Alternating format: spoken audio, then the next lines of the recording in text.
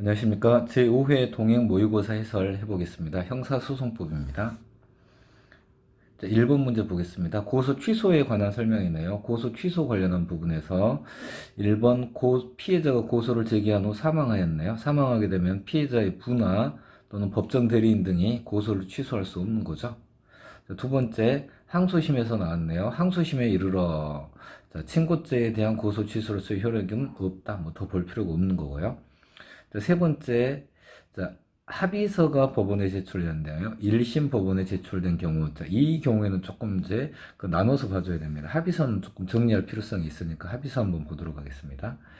합의서 관련해서는 이걸 고소 취소로 볼 수 있느냐가 문제가 되는데, 첫 번째, 피고인에게 교부해 준 거, 피고인에게만 교부해 준 것은 고소 취소로 볼 수 없습니다. 두 번째, 이 합의서가 경찰에 제출된 경우, 경찰, 그러니까 수사기관에 제출된 경우에는 고소 취소로 봐줍니다. 그러니까 수사기관은 공소권 없음, 불기소 처분을 하겠죠. 세 번째, 합의서가 법원에 제출된 경우에는 그 플러스 알파의 사정을 살펴봐줘야 돼요. 첫 번째, 그래서 합의서를 제출하고 나서 탄원서까지 제출되게 되면 이건 고소 취소 봐줘요. 공소기각 판결을 하죠. 근데 주의해야 되는 게 지금 이제 법원에 이제 합의서를 제출해 놓고 그다음 그 합의서의 내용을 번복해요. 번복하면서 처벌해 달라고 했을 때 이건 고소 취소로 보지 않습니다. 이게 실체 판결이에요. 이 부분이 이제 최근에 다른 직렬에 이제 기출문제로 나왔고 이 부분을 문제로 한번 구성하였습니다. 그래서 이제 3번 지문을 살펴보게 되면은 합의서가 법원에 제출되었는데 이를 번복하는 증언을 하였죠. 그 플러스 알파의 사정이 이게 고소 취소가 아닌 사정인 거예요. 고소 취소로 볼 수 없는 사정에 해당하게 됩니다. 그래서 3번이 틀린 지문입니다. 3번이 틀린 지문이고요. 4번 보겠습니다. 자, 항소심이 제1심의 공소기각 판결을 위법하면 1심에서는 이제 실체 판결이 없었기 때문에 자, 1심으로 다시 환송하게 되는 거죠. 1심으로 다시 환송하기 전에 그 환송 후에 1심 판결 선고 전 고소 취소가 있으면 공소기각 판결을 선고해야 한다. 자, 여기는 비교해야 되는 게 파기환송 후 1심에서 공소 취소는 안 되는 거죠. 공소 취소는 할 수 없지만 여기 고소 취소는 가능합니다. 자, 1번 해결하고요. 2번 보겠습니다. 진술 거부권 관련된 이제 문제이네요. 자, 진술 거부권은 현재 피의자 적용되고 장차 피의자에 적용되고 형사 절차 적용되고 행정 절차, 국회에서의 조사 절차에서도 보장된다. 맞습니다. 자, 여기는 그 3번 지문으로 한번 가볼까요? 진술거부권은 지금 보장되는 거죠. 진술거부권이 보장되는 절차에서 진술거부권을 고지받을 권리는 판례가 입법이 필요하다고 합니다. 입법이 필요하다. 자, 그래서 3번이 틀린 지문입니다. 2번 보겠습니다. 진술거부권 관련해서 진술거부권 자체를 고지하지 않으면 위법소집 증거로서 증거 능력이 없는데 진술의 임의성이 인정되어도 증거 능력이 인정되지 않는데 진술거부권은 고지하였지만 그 답변 방식을 위배한 경우에는 일단 증거 능력은 부인해요. 증거 능력이 부정됩니다. 그 이유는 전문법칙의 예외 요건을 갖추지 못해서 증거 능력이 부인되는 거죠. 4번 갑니다. 4번. 진술거부권 고지 대상이 되는 피의자의 지위는 수사기관이 조사 대상자에 대한 범죄 혐의를 인정하여 수사를 개시하는 행위를 한 때 인정되는 것으로 보아야 한다. 자, 따라서 이러한 지위에 있지 아니한 자에 대하여는 진술거부권이 고지되지 않았다 하더라도 증거 능력을 부정할 것은 아니다 해서 이러한 지위에 있지 아니한 자가 공범 가능성이 있는 참고인이에요. 공범 가능성 있는 참고인.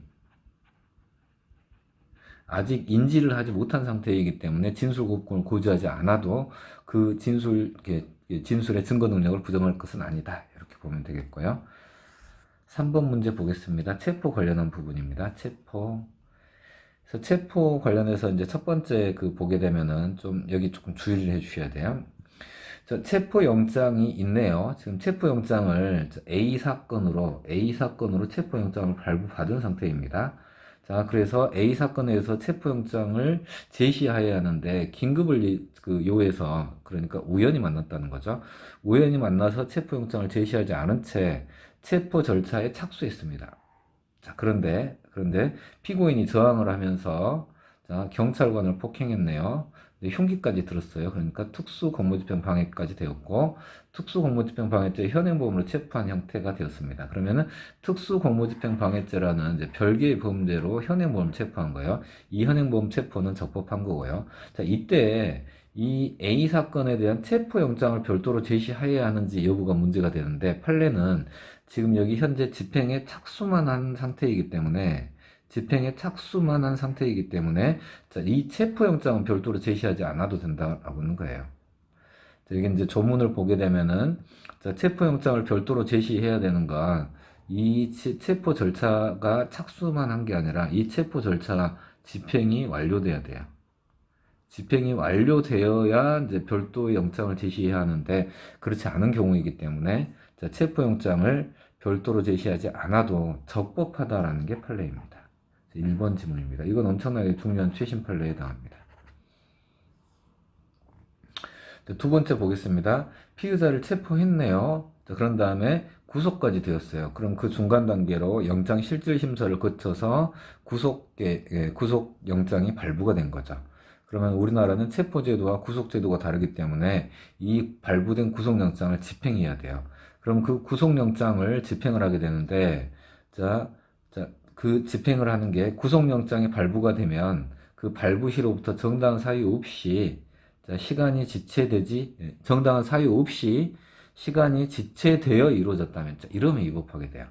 지체 없이 바로 구속영장을 집행해야 하는데, 이러한 경우에 그 유효기간, 구속영장의 유효기간, 체포영장, 구속영장, 원칙적으로 7일의 유효기간이 있는데, 그 유효기간 내에 집행되었다 하더라도, 위 기간 동안, 구속영장이 집행되지 않은 기간의 동안에 체포 또는 구금 상태는 위법하다. 이것도 중요한 판례입니다. 3번 보겠습니다. 3번.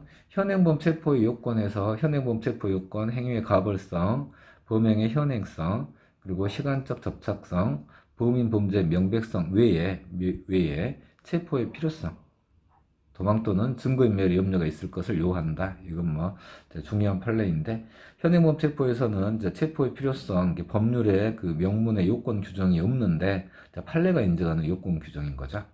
4번 보겠습니다. 자, 노동조합 파업 현장에서 체포된 근로자를 접견하게 해달라고 요구하여 호송 차량의 진행을 막은 변호사를 거기 현장 지휘관이 공무집행방해죄 현행범으로 체포한 거, 이거 위법하다는 판례입니다. 평택공장, 쌍용자동차 평택공장 사건이었던 거죠. 현장 지휘관은 이 사건으로 인해서 옷을 벗어서 경찰 제복을 벗었습니다. 4번 보겠습니다. 4번은 접견 교통권 관련해서 최근에 나온 헌법재판소 그 결정 요지를 좀 정리해 놓았습니다. 교도소장이 금지 물품 동봉 여부를 확인하기 위하여 변호인이 수용자에게 보낸 서신을 개봉한 후 교부했습니다. 이것도 변호인의 조력을 받을 권리를 침해하지 않는다라고 했어요. 그래서 1번이 틀렸습니다. 침해하지 않는다예요. 이거는 지금 변호인과의 문제인 거고요. 교도소장이 수용자에게 온 서신이네요. 이건 일반 사인을 의미합니다. 일반 사인의 경우에는 이게 통신의 자유가 문제가 되는 거죠. 수용자에게 보내온 서신의 봉투를 개봉하여 내용물을 확인한 행위. 이것도 통신의 자유를 침해하지 않는다라고 하였고요. 세 번째, 법원 또는 검찰청이 수용자에게 보낸 문서를 교도소장이 열람까지 했어요. 열람까지 한 행위도 통신의 자유를 침해하지 아니한다. 왜 그러는 거죠? 여기에는 재소자 피고인 특칙이 있잖아요. 그래서 교도소장이 그 문서의 내용을 알아야, 아, 이거 즉시 항고가 문제가 되는 거네? 그럼 빨리 줘야 되겠네? 아, 이건 좀 시간적인 여유가 있는 거네? 그럼 좀 천천히 줘도 되겠네? 그렇기 때문에 교도소장이 수용자에게 보내는 문서를 열람까지 해야 돼요. 이것도 통신의 자유를 침해하지 아니한다라는 거고요. 자, 세 번째는 이게 우리 이제 유명한 재심 전문 이제 변호사 박준영 변호사 사건인데, 이거는 이제 변호인이 아니라 변호사예요, 변호사. 접견 교통권 중에서 변호인 접견 교통권이 있고, 변호사 접견 교통권이 있고, 일반 이제 그 친지들에 대한 접견 교통권이 있는데, 변호사 접견 교통권은 한 중간 단계에서 조금 많이 보호를 받는 형태입니다. 자, 변호사가 수용자를 접견하고자 하는 때 소송 계속 사실을 소명하는 자료를 제출해야 하는데, 소재기 증명원 등을 제출해야 하는데, 자, 이러한 심판 대상 조항이 직업 수행의 자유를 침해한다라는 판례입니다. 이렇게 해서 재심을 진행하려고 그 수용자를 접견하고 있는데, 재심 소송 계속 사실을 소명할 수가 없게 되는 거죠. 그래서 직업 수행의 자유가 침해된다라는 판례입니다. 5번 보겠습니다. 자, 압수수색 관련해서 가장 옳지 않은 것을 골라라. 그래서 5번의 1번 지문은 이제 최근에 개정된 조문이에요. 형사소송법이 개정되었는데, 자, 이 조문은 이제 즉시 시행되는 거예요. 자, 압수수색 영장은 처분을 받는 자에게 반드시 제시해야 한다. 그리고 여기 조금 주의해 주세요. 처분을 받는 자가 피고인인 경우 사본 교부 의무가 생겼습니다. 자, 그리고 자, 여기 단서 규정은 이제 이석기 의원 사건을 이제 조금 구체화, 입법화한 거죠. 처분을 받는 자가 현장에 없는 등 영장 제시나 사본의 교부가 현실적으로 불가능한 경우, 또는 사본의 교부를 거부한 때에는 예외로 한다. 이 조문 공포 즉시 시행됩니다. 자, 2번 보겠습니다. 자, 수사기관이 범죄 혐의 사실과 관련 있는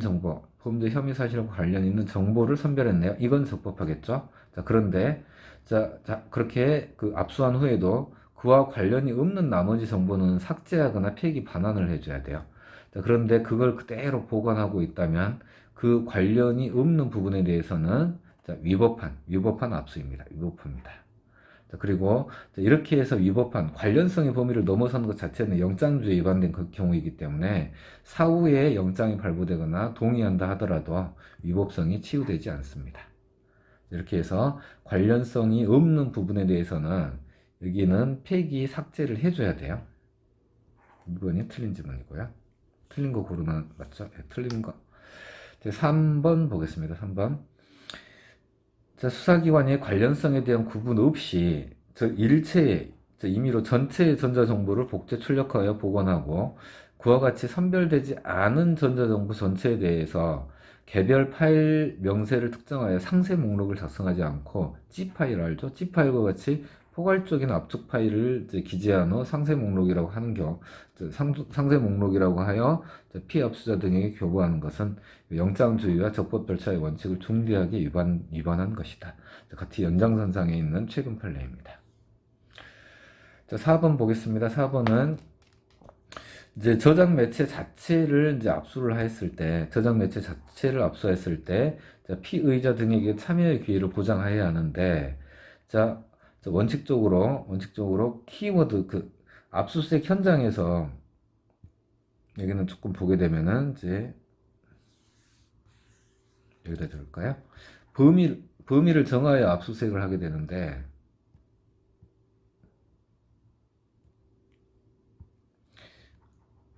범위를 정하여 압수수색하는데, 지금 이제 수사 준칙에 따르면은 그게 불가능하거나 현재 곤란할 때 전부 제복제하고, 자, 이 전부 제복제본을 반출하거나 이것도 불가능하거나 현재 곤란하면은 저장 매체 자체를 반출하게 되는 형태예요.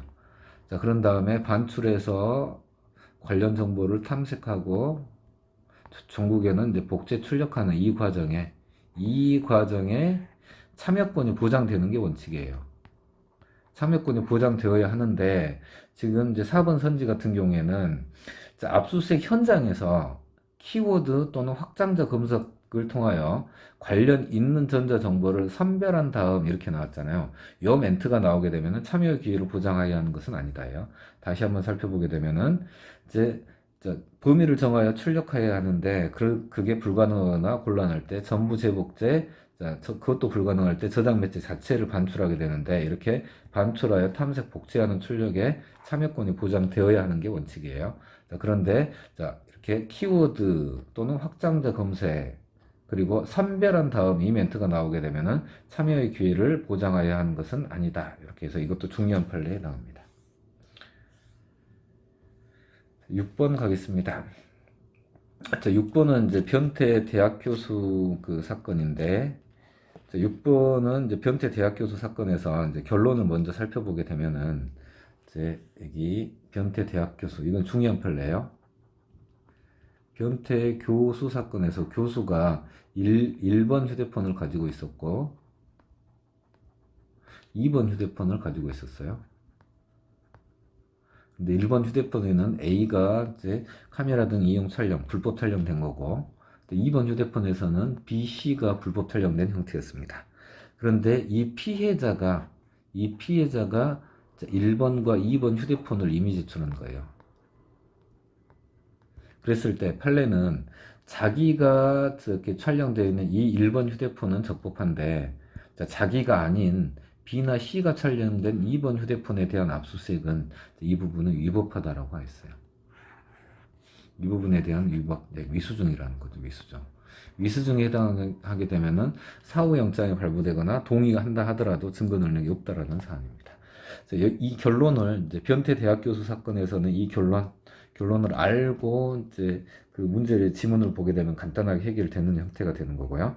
자, 그리고 이 1번 휴대폰에 대해서 이 1번 휴대폰 부분은 지금 이제 피해자가 이미 제출한 거고요.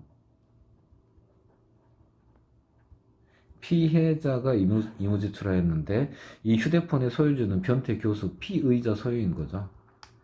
피의자 소유 휴대폰이기 때문에 자, 이 휴대폰에 대한 디지털 포렌식 과정에 참여권이 보장돼야 돼요. 참여권. 피의자에 대한 참여권이 보장돼야 해요.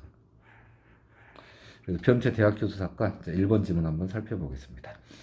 피해자 등 제3자가 피의자 소유 관리에 속하는 정보 저장 매체를 이미 제출한 경우 실질적 피압수자인 피의자에게, 여기서 실질적 피압수자인 피의자에게 참여권을 보장해야 한다.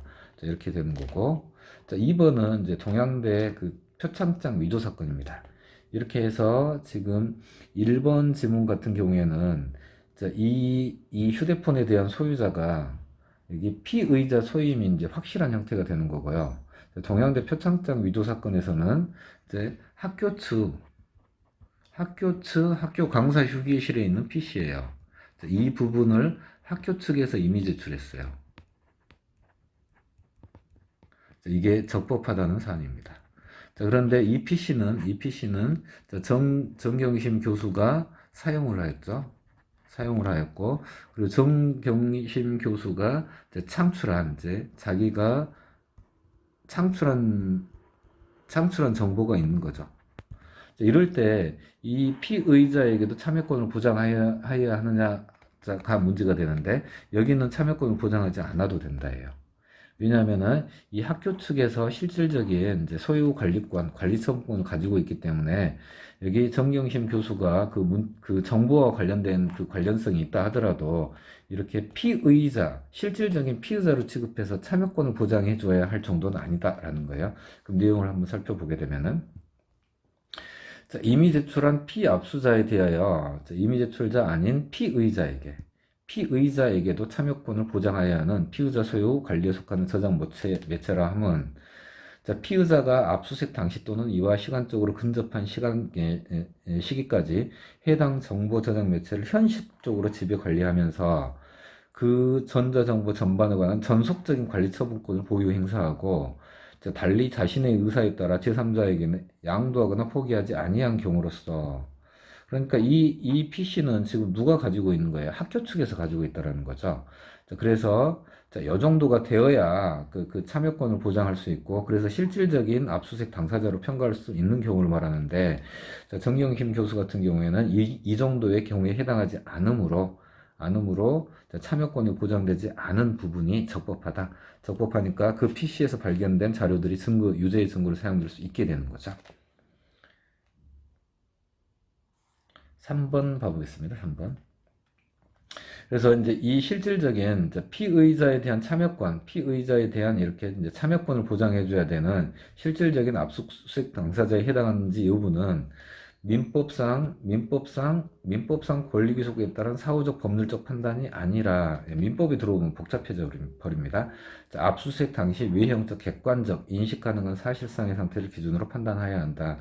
그러니까 누가 보더라도 이건 동양대학교 교수 측, 동양대학교 측에서 관리하고 있는 것이기 때문에 동양대학교 측에 참여권이 보장되면 충분하다라는 취지입니다. 4번이 지금 이제 보는 내용이 정영심 교수에게 인정해 줄 수 없다라는 거예요. 자, 과거에 그 정보 저장 매체를 이용 내지 과거에 그 컴퓨터를 이용하였다라는 거고요. 그 개별 전자정보의 생성 이용에 관여한 사실이 있다. 그리고 생성된 전자정보에 의해 식별된 정보 주체에 해당한다라는 이러한 사정만으로도 참여권을 보장할 정도는 아니다요. 참여권을 보장하는 조치는 이루어지지 않아도 된다 해서 엄청나게 중요한 판례입니다. 한 번 더 여기 동양대 표창장 이렇게 살펴보게 되면은 여기에서 피의자에게도 참여권이 보장되어야 한다라고 할 때 피의자 소유 관리여야 하는데 여기는 쭉 가서 현실적으로 지배 관리하라. 그리고 전속적인 관리 처분권을 보유하고 있어야 한다.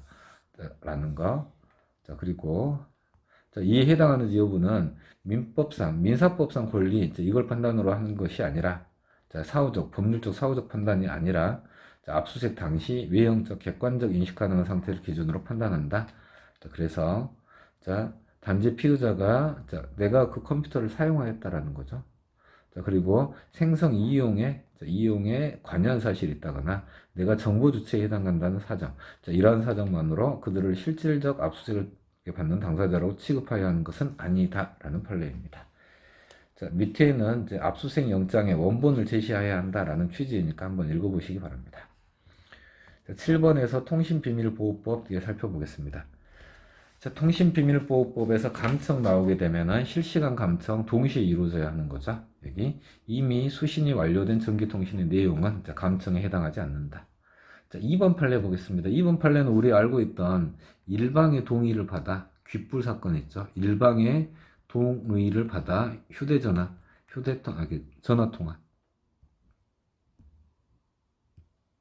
일방의 동의를 받아 전화 통화를 녹음한 것은 불법 감청이라는 거예요. 불법 감청에 해당한다. 그것과 같은 취지의 판례입니다. A가 휴대폰을 분실했고, 그 다음에 이 휴대폰을 찾기 위하여 A의 다른 가족 B가 A의 동의를 얻어 갑과 A의 통화를 녹음하였다. 이렇게 해서 이 부분이 불법 감청에 해당하는 거고, 그래서 점유유탈물 횡령죄의 증거 능력을 인정할 수 없다. 없다. 그래서 옳지 않은 거 2번 틀렸네요. 이건 최근 판례입니다. 일방의 동의를 받아 전화통화를 녹음한 경우 불법 감청에 해당한다. 그럼 증거 능력이 부정되고, 그리고 그 통신비밀보호법에 따라 처벌받게 됩니다. 근데 4번은 이제 패킷 감청이 헌법 불합치 결정이 나왔고, 그 헌법 불합치 결정 이후에 제도가 조금 조문이 정비가 되었습니다. 일단 인터넷 회선 감청이 가능한 형태가 되는 거고, 인터넷 회선 감청을 해서 통신 제한 조치를 했죠. 그러면 이 경우 통신 영장, 통신 제한 조치 허가서가 하나가 필요한 거고요.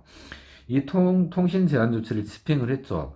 그런 다음에 한 번 더 이제 그 패킷 감청한 내용물이 너무 많이 있기 때문에 그 내용들을 선별해요. 1차적으로 이제 내용들, 증거 가치가 있는 것을 선별하여 보관하게 되는데, 보관하게 될 때 집행 종료로부터 14일 이내에 검사에게 신청하고, 검사는 7일 이내에 법원에 그 승인을 청구할 수 있습니다. 그러니까 패킷 감청 형태가 되게 되면은 이제 두 개의 통신 제한 조치 허가서가 필요하게 됩니다.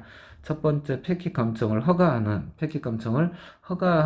이제 첫 번째 형태의 그 제한 조치 허가서가 있어야 되는 거고, 두 번째는 이렇게 승인 청구, 법원의 승인 청구라는 두 번째 허가서 형태가 하나 더 나와줘야 돼요. 그 부분이 경찰은 14일, 검사는 7일이네. 이 부분은 패킷 감청 이후에 통신비밀보호법이 정비된 부분이니까 조금 체크해 주시기 바랍니다. 4번, 통신비밀보호법에서 말하는 타인 간의 대화는 당사자들이 육성으로 주고받는 의사소통 행위를 말한다. 그래 따라서 사물에서 발생하는 음향은 타인 간의 대화라에 해당하지 않는다. 단순한 비몽소리나 탄식 등도 타인 간의 대화에 해당한다고 볼 수 없다. 그러니까 타인 간의 대화에 해당하지 않으니까 어떻게 된다는 거예요? 이런 것들은 유죄 증거가 된다는 거예요. 유죄 증거로 사용할 수 있다. 이렇게 됩니다.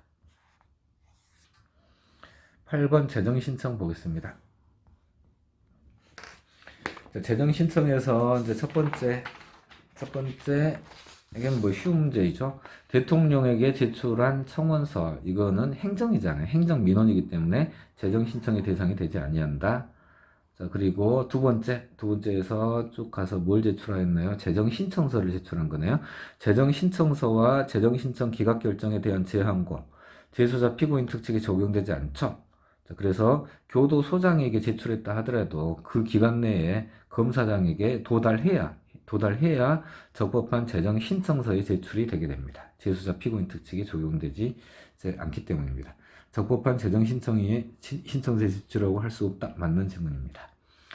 세 번째, 재정신청 기각결정이 확정되면 다른 중요한 증거를 발견한 경우를 제외하고는 소추할 수 없도록 규정하고 있는데, 그래서 재정신청 기각결정이 확정된 사건, 그러니까 대법원의 재항고를 하여 재항고 절차에서 확정되거나 아니면 그 재항고 기간 7일의 기간이 경과한 경우를 말하게 되는데, 이게 중요한 멘트가 나와요.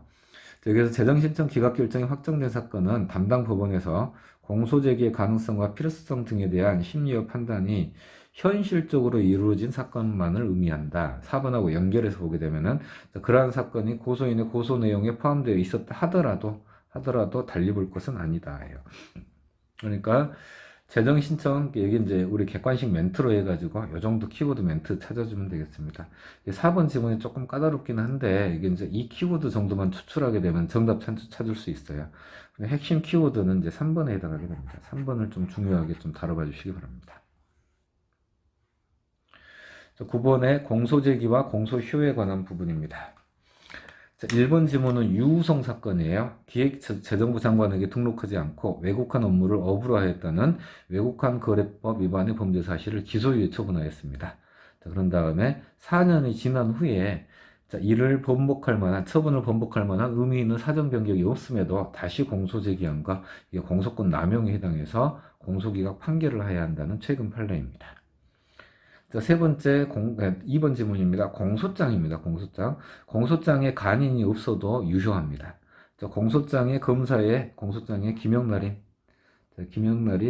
김영날인 또는 서명이 없어도 이건 나중에 추안이 가능합니다. 이거는 이제 비교를 해줘야 되는 게 피신조서에 간인이나 서명날인이 없으면 위수중으로 가게 되는데, 여기 피신조서에는 위수중으로 가요. 그런데 공소장은 간인이나 김영날인이 없어도 이제 나중에 이제 추안할 수 있다라는 거예요.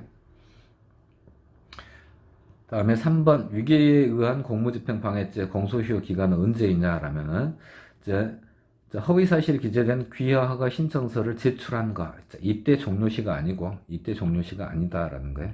이때 종료시가 아니고, 여기에 따라 그릇된 처분, 그에 따라 공무원의 그릇된 처분이 있어야 돼요. 자, 이때 종료하게 되는 거고, 이 처분 시부터 공소시효가 진행한다입니다. 그러니까 3번도 맞는 지문이네요. 4번 보겠습니다. 자, 변호사법입니다. 변호사법. 자, 공무원으로서 직무상 취급하거나 취급하게 된 사건에서, 여기는 뭐, 진실 규명을 위한 과거사 정리위원회에서 이제, 여기 그 특정직 공무원으로 잠깐 이제 임용된 것, 어쩌다 공무원인 거죠. 자, 거기에서 그 직무를 이제 나중에 수행하게 되면 안 되는 거죠. 이제 그러한 수임 제한 규정을 두고 있는데, 이게 형사처벌 1년 이하 1천만 원 이하의 벌금에 처하도록 규정하고 있습니다. 이때 이제 이 수임 제한 규정에 공소시효, 변호사법 위반의 공소시효는 언제 진행하느냐 하게 되면은 일단 첫 번째 수임행위를 하죠. 그런 다음에 그 수임행위에 따른 수임 사무를 수행하죠. 수행하여 이제 종료하는 거. 어느 때를 그 범죄행위의 종료시로 볼 것이냐가 문제가 되는데, 판례는 수임행위의 이 수임행위의 종료시부터 공소시효가 진행하는 거고, 이때까지 기다리지는 못한다야. 그러니까 수임행위 시에 공소시효가 진행해 버리니까 그만큼 공소시효가 빨리 완성되는 효과가 있게 됩니다. 4번은 이제 최근 판례에 해당하는 거니까 조금 4번도 조금 주의 있게 봐주시기 바랍니다. 4번 한번 다시 봐볼까요? 해설 부분에서. 자, 그 범죄행위는 수임 행위가 있고 수임에 따른 수임 사무의 수행이 있게 되는데, 수임 행위가 종료한 때로부터 진행한다고 봄이 상당하고, 그 수임에 따른 수임 사무의 수행이 종료될 때까지 공소시효가 진행되지 않는다고 해석할 수는 없다. 이렇게 되어 있습니다. 10번 피고인 구속 보겠습니다. 피고인 구속에서는 일반 형사소송법 72조 피고인에 대하여 범죄 사실의 요지, 구속의 이유, 변호인 선임, 변명할 기회, 이 부분은 법관에 의한 사전 청문 절차라는 거죠. 이 부분은 여기 집행기관이 취하는 절차가 아니다예요.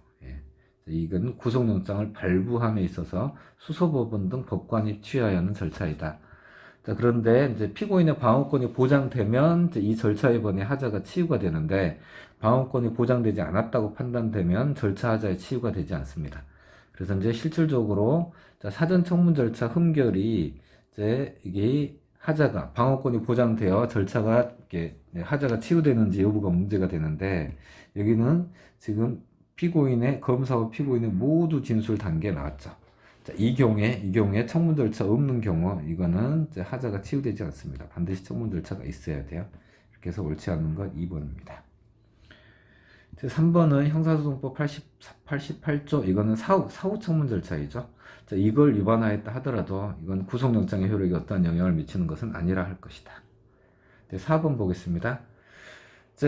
환송받은 법원도 2월의 범위 내에서 2차에 한하여 구속기간을 갱신할 수 있다는 게 판례입니다.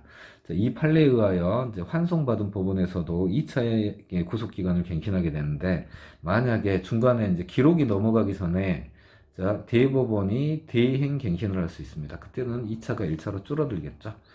아무튼 이건 이제 법적 근거 없이 이제 환송받은 법원에서 2차 갱신을 할 수 있다. 피고인의 기본권 제한이 상당히 큰데 법적 근거가 없어가지고 조금 문제가 되고 있습니다. 아무튼 이 대법원 판례 기억해 주시기 바랍니다. 11번 변호인 보겠습니다. 구속영장이 청구되어 신문할 변호인에게 변호인이 없어 직권으로 국선 변호인을 선정하였습니다. 구속영장 청구가 기각되어 효력이 소멸한 경우를 제외하고 1심까지 효력이 있다. 맞는 질문이고요. 환송 전, 상고심의 환송 전 원심에서 선임된 변호인의 변호권은 환송된 후에 다시 생긴다. 이건 판례가 부활한다. 이렇게도 표현해요. 부활. 네. 이렇게 해서 심급 대리의 원칙 관철하면서 이제 그 변호사들의 주머니를 불려주고 있는 이렇게 전문가 판례입니다. 3번 보겠습니다. 국선 변호인 선정의 효력은 선정 이후 병합된 다른 사건에 대하여도 미칩니다. 그래서 변호인 없는 다른 사건이 병합된 경우 다른 사건에게도 기록 접수 통지를 해야 하고, 항소 유서를 작성 제출할 수 있도록 해야 한다. 어렵지 않죠? 아무튼 다른 사건을 병합하여 심리하고 있습니다. 그런데 이게 지금 필요적 변호 사건이니까 A 사건에 대해서 필요적 변호 사건인데 다른 사건이 필요적 변호 사건이 아닌 거예요. 그런데도 이 두 개의 사건이 병합되어 있기 때문에 변호인, 이 필요적 변호 사건의 변호인이 병합된 사건까지 변호를 해줘야 돼요. 그런데 이제 변호인의 관여 없이 공판 절차를 진행하였다라고 하게 되면은 이 A 사건도 A 사건 너무나 당연히 위법해요. 그런데 이 다른 사건, 이 부분까지 위법하게 되느냐가 문제가 되는 거예요. 변호인 선정의 효력이 다른 사건에까지 영향을 미친다라고 했죠. 그러니까 다른 사건도 덩달아 필요적 변호 사건이 되는 거예요. 그러니까 병합된 사건에 대해서 벌금형이 선고되었는지 여부 불문하고 그 병합된 사건 자체도 위법하게 됩니다. 자, 미치지 않는다라고 했으니까 틀렸습니다. 4번 질문입니다. 조금 주의를 해주시기 바랍니다. 12번 관할 보겠습니다. 관할. 지방법원 지원, 이거 어디죠? 해남 지원이죠. 자, 지방법원 지원에 1심 토지 관할이 인정되는 경우 당연히 지방법원 본원, 광주지방법원 본원에 1심 토지 관할이 인정된다. 땡 틀렸네요. 1번 인정된다고 할 수는 없다. 2번 여기 문제는 옳은 거 고르라는 문제이네요. 그래서 1번 틀렸고요. 그 다음에 2번 일반 국민이 범한 수개의 죄 가운데 특정 군사범죄가 있고 그 다음에 일반 범죄가 있습니다. 자, 이러한 경우 37조 전단의 경합범 관계했다고 보아 하나의 사건으로 일반 법원에 하나의 사건으로 보아 37조 전단 경합범인데 하나의 사건으로 보아 일반 법원에 기소된 경우 자, 이 경우에는 전체 사건을 전부를 심판할 수 없습니다. 일반 사건은 일반 법원에서 군사법원 사건은 군사법원에서 재판을 해야 돼요. 2번도 틀렸습니다. 3번 관할 이전의 신청을 기각한 결정에 대해서는 즉시 항고를 할 수 있다는 규정이 없으므로 자, 불복할 수 없다. 3번이 맞았네요. 3번이 맞는 지문입니다. 자, 4번 보겠습니다. 자, 관련 사건이 지방법원 항소부와 고등법원에 각각 계속된 때, 그러면 우리는 여기는 단독판사 사건의 2심이구나. 자, 이건 합의부 사건의 2심이구나. 이렇게 해서 알 수 있는 거죠. 이렇게 해서 사물관할 병합이 문제가 되는데, 사물관할 병합이 나왔을 때, 공통되는 바로 위에 상급부분이 나오면 돼요, 안 돼요? 자, 그러면 틀리죠. 그러니까 4번도 틀렸습니다. 12번 보겠습니다. 자, 12번에는 이제 피고인의 출석과 관련하여 장기 3년 이하 맞고요. 다해 500만 원을 초과하는 벌금 구류 맞고요. 그런데 여기서 뭐예요? 자, 이 사건에서 불출석 허가 신청이 있고 법원의 허가까지 필요해요. 그런데 이러한 경우에도 판결 선고 자, 하나 더 있죠. 인정신문. 자, 이때는 반드시 출석해야 돼요. 그러니까 판결 선고하는 공판기일에 피고인의 출석을 요하지 아니한다. 그랬으니까 1번 틀린 지문. 13번도 옳은 거 골라라. 이제 이렇게 되어 있네요. 그래서 1번 틀린 지문. 자, 2번은 항소심에서 피고인 출석은 2회 연속 불출석이어야 되는 거죠. 2회 연속 불출석. 근데 사안에서 보게 되면은 1회는 불출석, 2회 기일에 출석했네요. 그리고 3회 기일에 불출석하였습니다. 그러니까 피고인의 출석 없이 3회 공판 기일을 개정할 수 있다. 자, 그럼 틀린 지문입니다. 한 번 더 기다려야 돼요. 그래서 2번도 틀린 지문이고요. 그다음에 3번 피고인의 출석 없이 개정하지 못하는 경우에 공판 절차를 진행하기 위하여 지금 구속된 피고인이 출석을 거부하였다는 것만으로는 부족하고 더 나아가 교도관에 의한 인치가 불가능하거나 현저히 곤란하다고 인정해야 한다. 그러니까 이 교도관에 대한 조사 의무가 발생하게 됩니다. 그러니까 3번이 맞는 지문이고요. 4번 보겠습니다.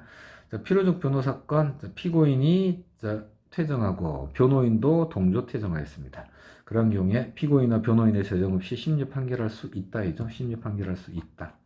자, 이게 필요적 변호 사건인 경우에도 자, 피고인 퇴정, 변호인 동조 퇴정하게 될 때 심리 판결할 수 있다. 그리고 이 경우에 증거 동의가 간주됩니다.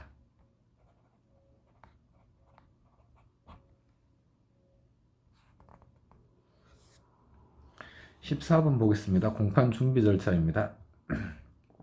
공판 준비 절차, 공판 준비 기일은 공개한다. 절차 진행이 방해될 우려가 있을 때는 공개하지 아니할 수 있다. 자, 공판 준비 기일에 피고인을 소환할 수 있고, 원칙적으로 검사와 변호인은 이제 그 출석을 해야 돼요. 저 변호사 없는데요, 돈이 없는데요. 그럼 필요적 변호 사건으로 국선 변호인을 선정해 줘야 합니다. 그리고 여기 피고인은 이제 법원에 소환이 없는 때에도 공판 준비 기일에 출석할 수 있습니다. 이 부분이 틀렸네요. 출석할 수 있습니다. 만약에 출석한 피고인이 출석했다면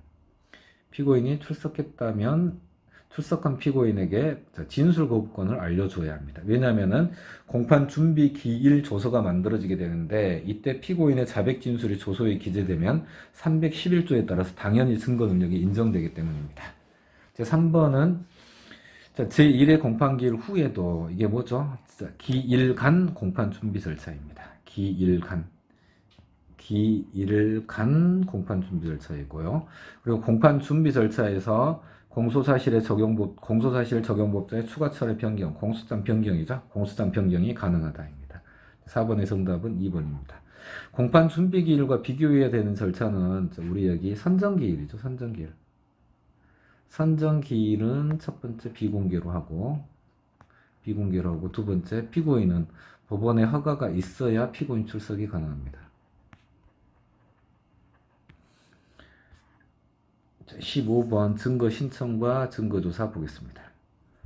자, 여기는 증거 신청과 증거조사는 우리 법원직에서 항상 조금 다른 직렬보다 조금 구체적으로 깊이 있게 물어보는 부분들이 있습니다. 규칙 조문까지 봐줘야 되는 부분이에요. 자, 증거 신청과 증거 조사를 보게 되면은 이제 첫 번째 서류 또는 물건 나왔습니다. 그러면 상대방에게 제시하여 증거 능력 유무에 관한 의견을 진술하게 할 수 있다. 조금 애매하죠? 진술하게 하여야 합니다. 여기와 비교해야 하는 건 자, 증거 결정. 단순 아무 말이 없을 때 증거 결정을 할 때 증거 결정 시 당사자 의견을 들을 수 있다요. 들을 수 있다. 이 부분과 여기 서류 또는 물건이 나온 경우 있죠. 이 부분을 이제 구별해가지고 서류 또는 물건 나오면 제시, 그 다음에 증거 능력 인정 유무에 관한 의견을 진술하게 하여야 한다예요. 그래서 15번은 1번이 틀렸습니다. 자, 312조, 313조에 따라 증거로 할 수 있는 진술을 기재한 조서 또는 서류가 피고인의 자백 진술을 내용을 하네. 이건 사실은 제전문에 해당하는 건데, 이러한 경우 다른 증거를 조사한 후에 이를 조사해야 한다. 이건 우리 일단 수업용으로 해가지고 물적 증거가 우선이다. 물증 우선. 자, 그리고 제전문 증거로서 그 제전문 증거에 피고인의 자백 진술이 들어있는 경우이기 때문에 다른 증거를 다 조사한 후에 연원을 들여다보겠다라는 취지입니다. 증거 신청을 기각, 각하, 보류하는 경우 오염 방지를 위하여 증거 신청으로부터 해당 증거 서류 또는 증거물을 제출받아서는 아니 된다. 문제 없고 4번 보겠습니다. 적법하게 공판의 심리를 종결한 뒤 그러면 변론 종결되었다는 거죠. 그런 다음에 피고인이 증인 신청을 했습니다. 그러면 반드시 공판의 심리를 제기하여 이제 이 말 자체는 변론 제기한다는 거예요. 변론 제기는 원칙적으로 재량이죠, 재량. 자, 그런데 변론 제기가 의무가 되는 경우가 두 가지가 있다고 했죠. 첫 번째, 항소 이유서 관련한 부분. 항소 이유서 제출 기간 내 변론이 종결된 경우, 그리고 변론 종결 후 피고인에게 불리한 양형 자료가 제출된 경우, 이게 피해자가 사망한 경우예요. 이러한 경우에는 반드시 변론 제기하여 심리를 하여야 한다. 이렇게 나와서 예외적으로 의무가 되는 경우입니다. 이 경우에 해당하지 않으면 다 변론 제기는 재량입니다. 재량. 16번 보겠습니다.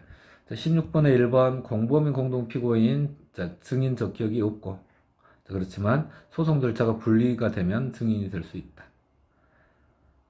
자, 감치 관련해서 조금 보겠습니다. 감치의 재판을 받은 증인이 감치의 집행 중에 증언을 하게 되면 감치 결정을 취소하고 그 증인을 석방해야 합니다. 그리고 감치 재판 절차는 그 절차가 감치 재판 개시 결정을 하고 그런 다음에 감치 사유가 발생한 날로부터 20일이 지난 때에는 감치 재판 개시 결정을 할 수 없습니다. 그래서 감치 재판 개시 결정에 따라 7일 이내에 감치에 처하게 되겠죠. 우리 4번 보겠습니다.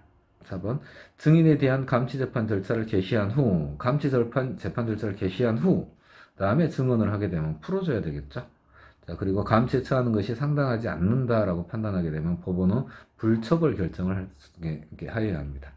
그럼 이제 감치 재판의 절차는 중간에 보았더니 감치 재판 개시 결정이 있고, 그 다음에 감치 재판 개시 결정을 하였다가 증언을 해버리게 되면 증언을 해버리게 되면은 이제 불처벌 결정으로 가게 된다. 뭐, 요 정도 느낌이 오죠. 자, 그러면 이제 여기 관련해서 이 감치재판 개시 결정과 이게 불처벌 결정에 대해서 즉시 항고를 할 수 없어요.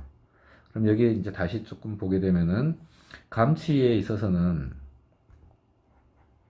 감치 관련해서는 증인이 불출석하였을 때 소환장을 송달받아야 돼요. 소환장 송달받은 증인이 불출석하였을 때 500만 원 이하의 과태료. 자, 그리고 7일 이내에 감치에 처하게 되는데 과태료 재판을 받고도 안 나왔을 때 이제 7일 이내에 감치에 처하게 돼요. 그러면 이 감치 재판 절차가 감치 개시 결정을 하고 개시 결정을 하니까 이 증인이 쫄아 있는 상태가 되겠죠. 자, 그때 만약에 증언을 해버리게 되면 자, 여기서 불처벌 결정으로 종결하게 됩니다. 물론 감치 결정을 할 수도 있죠. 자, 그렇게 해서 여기 부분 여기 과태료 부과하는 처분과 감치에 처하는 경우에는 여기는 즉시항고가 가능해요. 자, 그런데 여기 이 즉시항고는 집행정지에도 없어요. 그런데 지금 보고 있는 지문은 뭐죠? 감치 개시 결정과 불처벌 결정이에요. 여기에 대해서는 즉시항고가 안 됩니다. 감치재판 개시 결정과 불처벌 결정에 대해서는 불복할 수 없다. 이렇게 되는 거고요. 조금 감치 부분 좀 주의 있게 봐주세요. 17번 공소장 변경 보겠습니다. 자, 공소사실의 동일성 나오게 되면 볼 거 있나요? 교본법 요소를 고려하느냐 마느냐. 네, 고려해야 한다. 맞는 지문입니다. 자, 검사가 공소장 변경 허가 신청서라는 서면을 제출하는 게 원칙이죠. 그런데 자, 공소사실에 대한 검사의 의견을 기재한 서면을 제출한 거, 이건 당연히 공소장 변경이 아니겠죠. 이제 사건이 복잡하거나 하게 되면은 이제 검사의 의견서를 이제 제출하는 거, 검사가 스스로 의견서를 제출하기도 하고 재판부에서 야, 사건 복잡하니까 좀 정리해서 의견서 좀 제출해 주세요라고 하기도 합니다. 자, 이거 공소장 변경 허가 신청서로 볼 수 없다요. 자, 볼 수 없다. 그래서 2번이 틀린 지문입니다. 또 2번도 이제 최근 지문에 해당합니다. 최근 판례에 해당하게 됩니다. 재심 심판 절차 나왔네요. 재심 심판 절차에서는 공소장 변경이 허용되지 않고 병합하여 심리하는 것이 허용되지 않습니다. 조금 더 추가하게 되면은 여기서는 공소장 변경, 병합 심리 안 되고 기판력도 인정되지 않습니다. 왜냐하면 이 재심 심판 절차 자체가 비상의 구제 절차이기 때문에 다른 사건들을 섞어가지고 재판하는 거 허용되지 않는다라는 이제 취지입니다. 4번은 이제 형법하고 연동되어 있는 부분인데, 자, 갑이 한 개의 강도 범행을 하는 기회에 수명의 피해자가 나왔네요. 수명의 피해자가 나왔기 때문에 실체적 경합범이에요. 자, 그런데 이거 포괄일죄로 기소가 되었네요. 자, 이때 공소장 변경이 필요하냐, 필요하지 않느냐. 죄수 판단만 달리하게 될 때는 이제 포괄일죄를 실체적 경합범을 포괄일죄로 할 때 공소장 변경이 필요 없다라는 거죠. 공소장 변경이 필요 없다. 예. 18번 국민참여재판 보겠습니다. 국민참여재판은 헌법상 여기 재판을 받을 권리, 기본권의 보호 범위에 속한다고 볼 수 없다. 맞고요. 2번 가겠습니다. 2번은 법원은 공소사실의 일부 철회 또는 변경으로 인하여 대상 사건에 해당하지 아니하게 된 경우에도 국민참여재판을 계속 진행한다요. 이 말은 뭐예요? 지금 참여재판으로 진행하고 있는데 공소장이 변경되었다는 거예요. 계속 진행하는 것이 원칙입니다. 다만 심리 상황에 비추어 적당하지 아니하다고 인정한 때, 자, 지방법원 본원합의부가 참여재판에 의하지 아니하고 심판하게 할 수 있다. 자, 이것도 이제 일종의 참여재판으로 진행하다가 하는 배제 결정인데 여기에는 불복이 허용되지 않습니다. 처음부터 하는 배제 결정만 즉시항고가 허용돼요. 그 다음에 3번 보겠습니다. 3번. 자, 피고인의 의사를 확인하지 아니한 채 통상의 공판 절차를 진행하였다면은 그 하자 치유가 될 수 있습니다. 그런데 하자 치유가 되기 위해서는 요건을 갖춰야 돼요. 충분한 안내와 숙고할 수 있는 기간을 주어야 합니다. 자, 그러한 경우에는 하자가 치유가 될 수 있고, 그렇지 않은 경우라면 하자가 치유될 수 없습니다. 그래서 3번이 틀린 질문입니다. 4번. 자, 참여재판 관련해서 최초 설명 의무는 여기 여기 피고인에게 진술거부권을 고지하기 전에 이루어집니다. 그러니까 공소장에 의하여 낭독하지 아니한 공소사실은 포함된다고 볼 수 없다. 자, 공소장에 뭐 주의적, 예비적. 주의적으로 살인미수입니다. 예비적으로 상해입니다. 이렇게 검사가 공소 제기한 거예요. 이랬을 때 배심원의 이제 배심원에 대한 재판장의 최초 설명 의무의 대상에 이 공소장 부분은 포함하지 않으니까 최초 설명 의무 위반이 아니다라는 판례입니다.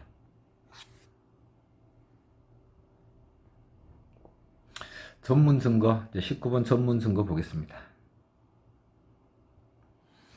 어떠한 내용의 진술을 하였다는 사실 자체에 대한 정황 증거, 그러면 직접 증거이기 때문에 증거 능력이 인정되죠. 그런데 다시 진술 내용이나 그 진실성을 증명하는 간접 사실로 사용하는 경우에 그 경우에는 전문 증거.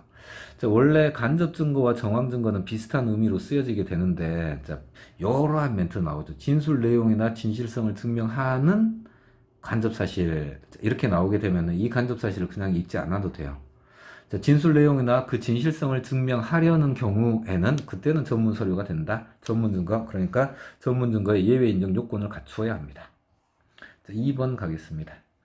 2번은 이제 성폭력 범죄 미성년자 부분이에요. 미성년 성폭력 범죄 피해자에 대해서 영상 녹화물을 이제 작성하게 되는데 그때 조사 과정에 동석하였던 신뢰 관계에 있는 자, 진술 조력인의 진술에 하여 성립의 진정이 인정되면 증거로 사용할 수 있다. 이 부분이 헌법재판소에서 위헌 결정 받았습니다.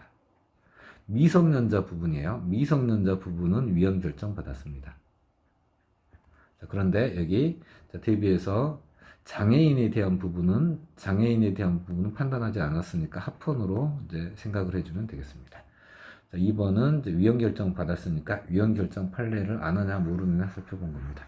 옳은 것을 이렇게 골라라라고 하는 거니까 전문 증거라고 할 수 없다. 전문 증거에 해당한다. 이거 여기도 유죄 인정 증거를 할 수 없다. 이제 법이 이제 헌법재판소가 위헌 결정을 해서 바뀌어 버렸죠. 그다음에 3번 보겠습니다. 3번 쭉 어쩌고 저쩌고 해서 정당하게 증언 거부권을 행사한 것이 아니랍니다. 그러면 314조에 없는 때에 해당하지 않는다. 3번 맞는 지문이 3번이 정답입니다. 4번 보겠습니다. 4번. 자, 검사가 피고인 아닌 자의 진술을 기재한 서류. 이게 뭐죠? 참고인 진술 조서이네요. 자, 그러면 참고인 진술 조서는 적실 간특인데 원 진술자가 공판기일에 나왔습니다. 그런데 다른 진술을 하거나 반대 신문에 대하여 아무런 답변을 하지 않았습니다. 자, 이러한 경우에 판례가 증거 능력 자체는 인정된다. 증거 능력 자체는 인정된다요. 그런데 자, 증명력, 신빙성이 없다. 신빙성이 없다.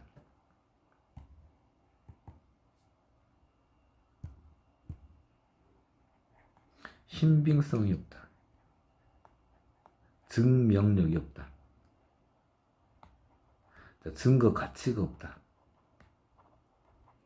자, 다시 지금 피의자 아닌 자의 진술을 기재한 조서, 이거 참고인 진술 조서를 의미하는 거예요.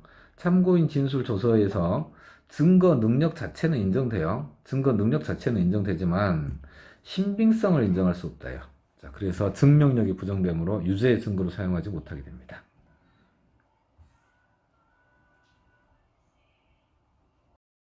10번 재판에 대해서 살펴보겠습니다. 자, 무죄 판결에 대해서는 일일이 무죄 판결에 공소사실에 부합하는 증거를 배척하는 이유 일일이 설치할 필요는 없지만 합리적인 범위에 대해서는 기재하여야 합니다. 무죄 판결도 이유는 기재하여야 해요. 그런데 유죄 판결에 이유 설치하는 것보다는 조금 완화된다라는 취지입니다. 자, 무죄의 제1심 판결에 대하여 검사가 항소했습니다.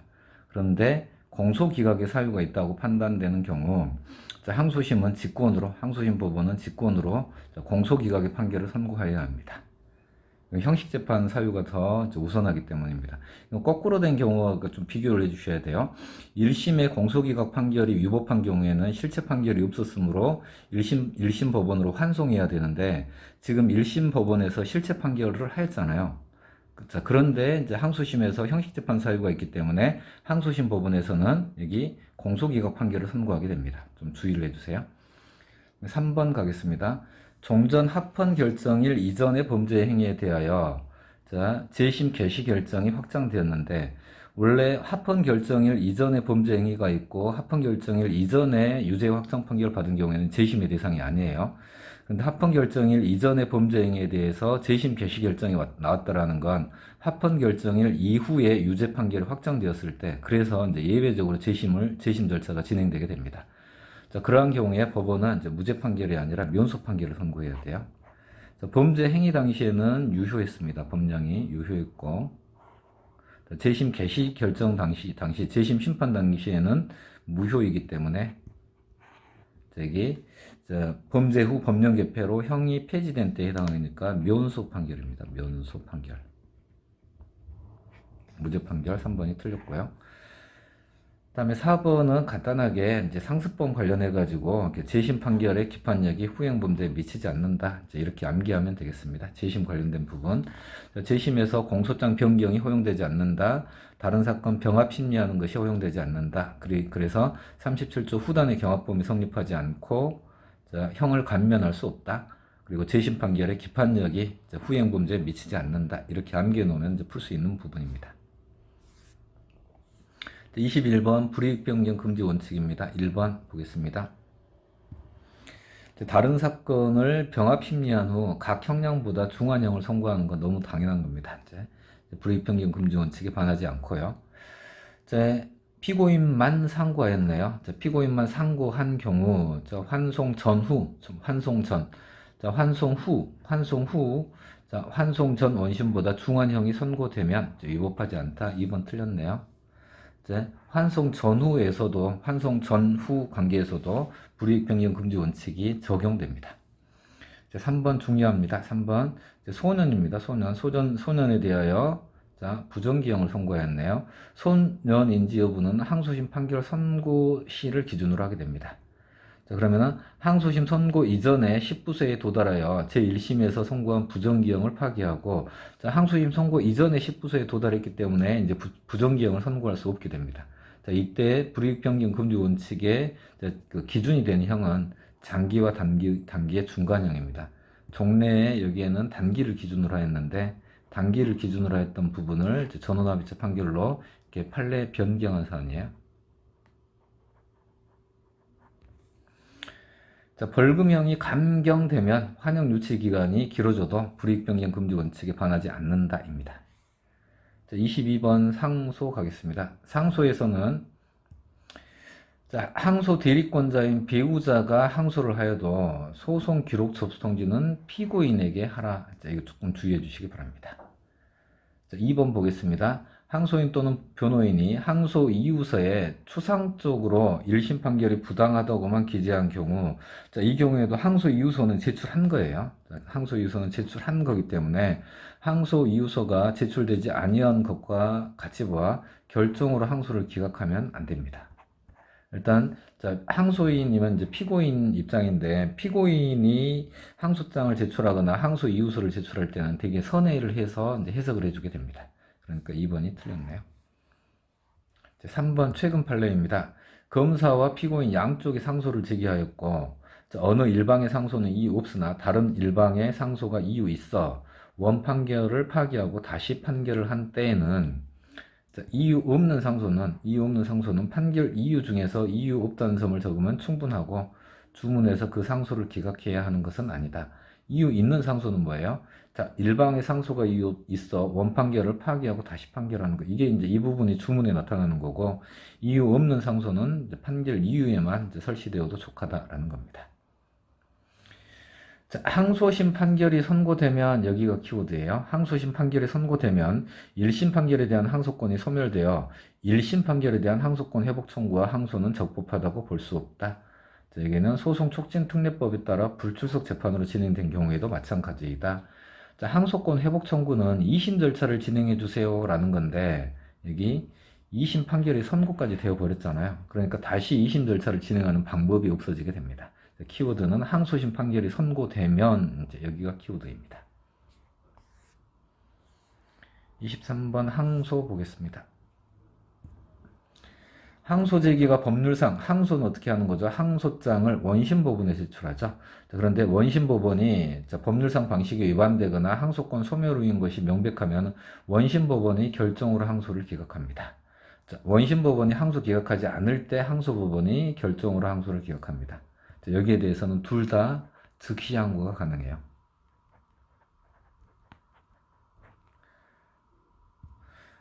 피고인이 항소 이유서를 제출하지 않았다 하더라도 양형부당, 이렇게 해서 항소장에 양형부당이라고 기재되어 있는 경우에는 항소 이유서 미제출을 이유로 항소 기각 결정을 할 수 없습니다. 피고인의 항소는 선회에서 해결해 줍니다. 항소 이유서 제출 기간 내에 변론이 종결되었습니다. 이때 변론 제기하여 그 주장에 대하여도 심리를 해보아야 한다. 예외적으로 변론 제기가 의무가 되는 경우 있죠. 4번 보겠습니다. 4번 중요한 판례입니다. 피고인을 위하여 원심 판결을 파기하는 경우에 파기의 이유가 항소한 공동피고인에게 공통되는 때에는 그 공동피고인에 대하여도 원심 판결을 파기하여야 한다.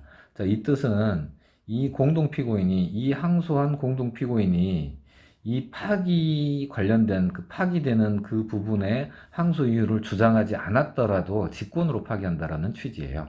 그런데 여기서 포인트, 항소는 일단 하나 해야 하고요. 항소는 해야 하고, 그리고 이 규정이 적용되기 위해서는 이 파기의 이유가 공통되는 해당 범죄 사실이 동일한 소송 절차에서 병합 심리된 경우에만 적용된다라는 게 판례예요. 실제로 병합 심리되지 않았다라고 하면은 공동피고인으로 진행하다가 만약에 변론이 분리가 되었다면 변론이 분리된 경우에는 적용하지 않는다예요. 병합 심리된 경우에만 적용되는 것으로 보아야 한다 해서 4번이 틀렸습니다. 24번 재심 보겠습니다.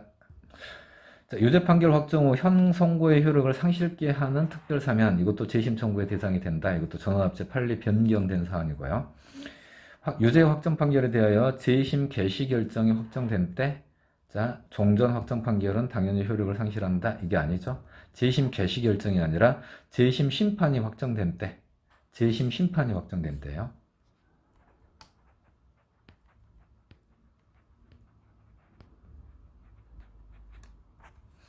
2번이 틀렸습니다. 3번 보겠습니다. 쭉 가서 유죄 확정 판결 받았고 어쩌고저쩌고 해서 여기 별개의 후행범죄 나와 있고요. 그럼 다시 별개의 후행범죄가 나와 있고 유죄 확정 판결에 대하여 재심이 되었습니다. 그리고 재심 판결이 확정되었습니다. 이 경우에 쭉 가서 형법 후단 37조 후단 경합범위 성립하지 않고 동시에 판결의 경우와 형평을 고려하여 그 형을 감경 또는 면제할 수 없다. 이렇게 해서 암기해 놓으면 되겠습니다. 이건 되게 까다로운 법리가 적용되는 부분입니다. 이거는 상습범의 기판력 제한에서 상습범으로 기소되어 처벌되었을 때 그때 이제 기판력의 시적 범위 이전의 범죄에 대하여 기판력이 미치게 되는 그것과 같이 이제 연동되어 있는 좀 까다로운 부분인데, 우리는 후단 경합 범위 성립하지 않는다. 그래서 형평을 고려해 형을 감경 또는 면제할 수 없다. 이렇게 하면 되겠습니다. 4번. 공소기각 결정으로 효력을 상실한 항소심의 유죄 판결을 대상으로 재심을 청구하고 재심 개시 결정이 확정된 때에는 이건 납부 거부 간첩 조작 사건이죠. 진행하는 법원으로서는 재심 절차를 진행하는 법원으로서는 재심의 대상이 심판의 대상이 없어 아무런 재판을 할 수 없다.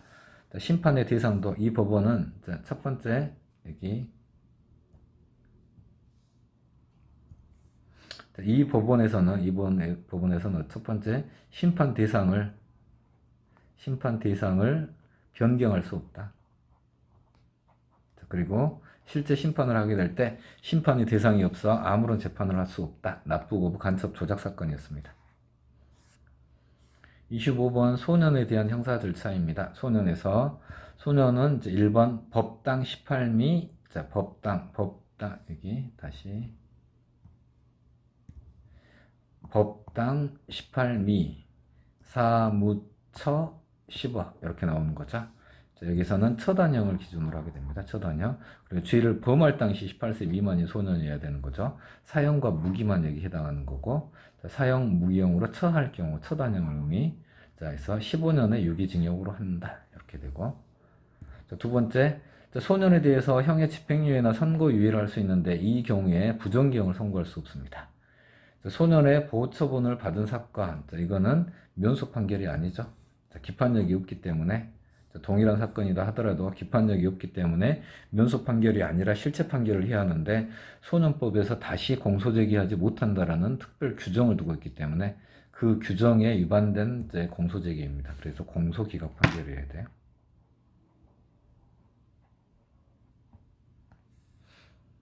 4번 보겠습니다.